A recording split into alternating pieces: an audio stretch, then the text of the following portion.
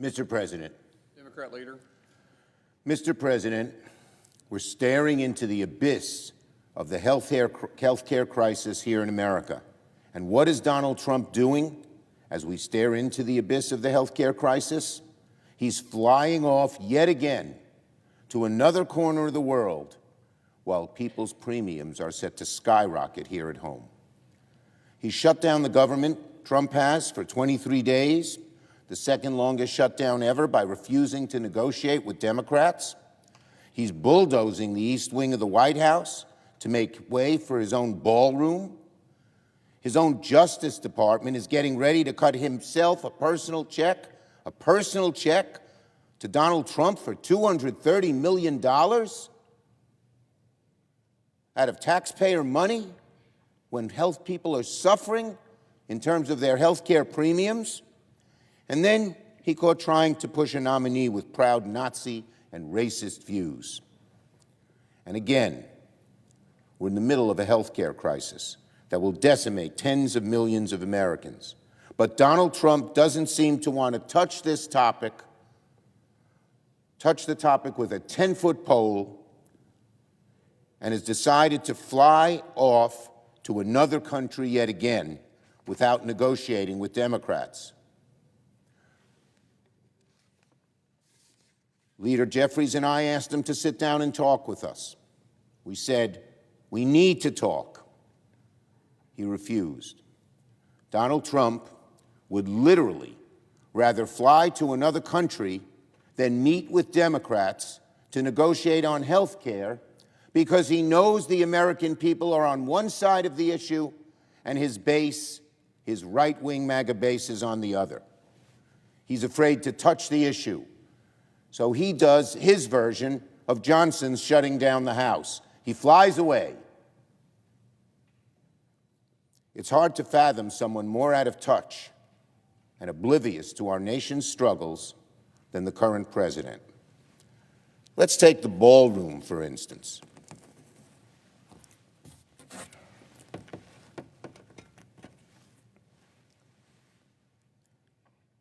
This is the image Donald Trump doesn't want America to see. This is the picture Donald Trump told his people to hide from the American people. And do you know what the picture represents? It's not just the desecration of the White House. It shows that Donald Trump is not focused on fixing health care, but rather on vanity projects like this one that don't do anything to benefit the American people. They only benefit Trump and his ego. Donald Trump is telling the American people, no Medicaid for you. The ballroom for me. Americans are appalled at these images. A YouGov poll this week found that 50% of Americans oppose this ballroom project, only 33% in support. To Americans, the image of Donald Trump adding a wrecking ball to the White House is a symbol for what he is doing to the whole country. Yes, this image Americans are seeing, and they don't like it. They don't like it. I asked my Republican colleagues, where are you? But frankly, the East Wing teardown is not the only thing Donald Trump is focused on instead of fixing health care. He is also using the presidency to enrich himself. This week we learned that Trump is pushing his own DOJ to write him a $230 million check because his feelings got hurt after being investigated for criminal wrongdoing. While Americans are agonizing over health care, Donald Trump is using the presidency to reach into the taxpayer's till and put money in his own pocket. Imagine the gall of this president who tells the American people, no health care for you, but you pay me an additional $230 million. Again, I ask my Republican colleagues, where are you? And again, I don't expect Republicans to oppose Donald Trump very often, but they should be outraged by the way he's pillaging the DOJ to enrich himself. And finally, Americans are all getting awfully fed up with the Trump administration's incompetence, corruption, and chaos. And the data shows it. A few days ago, a Gallup poll showed movement you rarely see among the electorate in a short amount of time. Democrats' party ID is now 7 points higher since the start of the year. 7 points higher. It was even with Republicans. Are you a Democrat or Republican? When Trump took office, it's now plus 7 Democrat. You rarely see that kind of movement for that kind of number so quickly. It should be an immediate red light warning to my Republican colleagues. To quote the pollster Harry Enton, who works for CNN, "I was shocked to see how Democrats have gained on party ID per Gallup. Democrats lead by 7 points versus a tie at the start of the year. Looks a lot more like the 2018 cycle than 2022. Indeed, Democrats have gained House seats in all midterms since 1990, when party ID looks like what Gallup has." That's Harry Enton, not me. But you don't need a political genius to understand why these numbers are moving. People see what Donald Trump is making. People see that Donald Trump is making their lives worse on costs, on health care, and on their financial security. We spend so much time here in Washington focused on the day-to-day back and forth. But people back home don't care about the back and forth here in Washington. They care about how much they're paying for groceries. They care about their rising electricity bills. They care about the dramatic increase so many will pay in their health care premiums very soon. What has Donald Trump done while all this is happening, while people are just sitting down at the dinner table on Friday nights and wondering how the heck am they going to pay the bills? He's enacted the biggest health care cuts in American history. He's closing rural hospitals. Americans can see with their own eyes what Trump is doing. And so I say to my Republican colleagues, beware.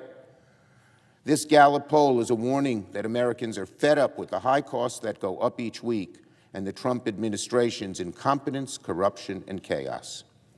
And it's only going to get worse the more Donald Trump doubles down on this shutdown and on his failed policies. Now, the Johnson bill. That is Ron Johnson, Senator Johnson. Right now, on day 23 of the longest total government shutdown in American history, millions of American families are wondering how they'll make rent, pay their bills, or put food on the table. And what's the Republican response? To hand Donald Trump and his right-hand man, Russ Vought, the originator of the evil, awful Project 2025, to hand Russell Vought even more power to decide who gets paid and who gets punished. Let me make one point very clear. The shutdown is on Donald Trump's back, and the American people know it. They know that Republicans have the presidency, the House, and the Senate, and the shutdown is on them. So, Senator Ron Johnson and Republicans are feeling the heat, have come up with this proposal. Johnson and Republicans know, because they're feeling the heat, that the American people know exactly who's in charge: Donald Trump and Republicans. When workers are laid off, when they're furloughed, when they miss a paycheck, America knows who's to blame. It's on Donald Trump's back, and that's why Donald Trump and his allies are pushing this bill. The bill would not reopen the government, which is the only permanent solution to this crisis. And Democrats want to reopen the government as quickly as we can. We want to sit down with Thune, with Johnson, with Trump, and negotiate a way to address this horrible health care crisis. We also want to make sure every last federal worker who has suffered during the Trump shutdown is taken care of.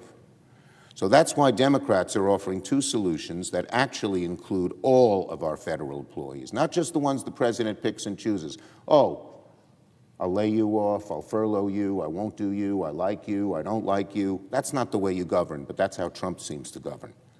Our bill is an antidote to that awful way that Trump uses when he picks and chooses winners and losers that he likes and hates. The Republican bill is a ruse. It's nothing more than another tool for Trump to hurt federal workers and American families and to keep this shutdown going for as long as he wants. We will not give Donald Trump a license to play politics with people's livelihoods. That's why we oppose this bill, the Johnson bill, because it doesn't end the pain of the shutdown, it extends it. The only way to pay every federal worker is for Republicans to get serious, sit down with Democrats, avert their health care crisis, and reopen the government. I yield the floor.